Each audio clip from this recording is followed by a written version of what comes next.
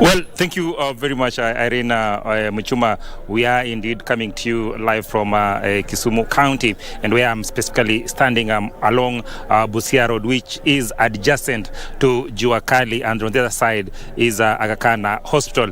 And what has been happening in the last few minutes is that the fire brigade and, of course, the locals have been trying their level best to put out fire that had actually started here in Jua Kali stalls that actually house about 1,000 traders dealing in mechanic, selling food, and also selling spare parts for motor vehicle and motorcycles.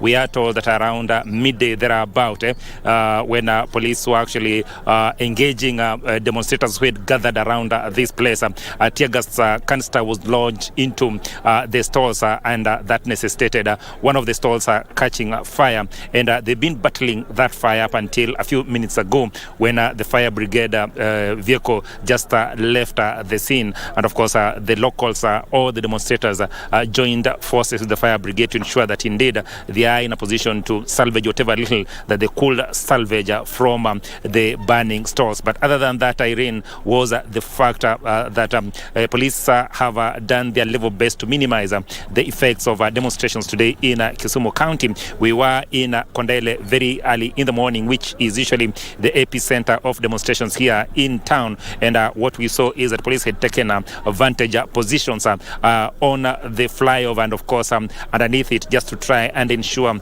that indeed they will contain the demonstrations. Usually what happens here, Irene, is that leaders converge at Kondele roundabout and, of course, engage the locals, and then from there they have a procession coming from Kondele all the way to CBD or to Nyamasaria. Today that could not happen because the police were actually well stationed at Kondele roundabout, and then, of course, there were other small pockets of police stationed at each and every corner in the CBD, making it extremely difficult for any group to actually hold and begin the procession. What has also happened is that most of the roads remain closed simply because small pockets of youths have actually erected roadblocks along the roads, making it extremely difficult for those who actually want to use those roads or public service vehicle to actually ply on those routes. As we speak right now, the CBD, as you can see behind me, is actually largely deserted,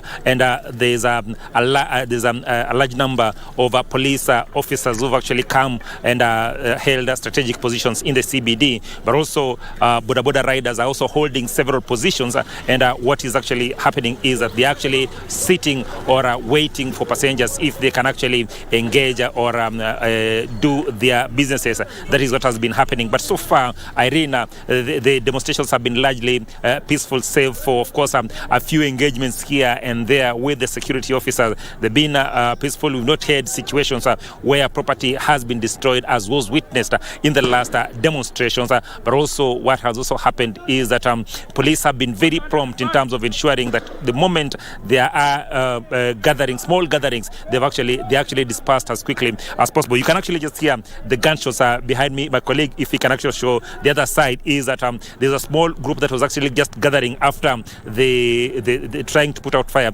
The police, what they've done is that they've actually managed quickly to disperse that small crowd that actually gathered, and that has been the routine. That at the moment they realize that a small a group is or demonstrators actually gathering in small groups, they actually move swiftly and disperse that group, so then they don't gather and gain momentum in terms of wanting to hold the demonstrations. As I said, the CBD remains largely deserted, with most shops and most shops actually closed. Businesses are actually closed, and it has been deserted the better part of the morning up until now. They continue to be closed, and of course it will continue that way as we of course try to monitor what is actually happening and what will actually continue. What we also understand is that police have actually been dispatched in most of the residential areas around this CBD, just to ensure that there's security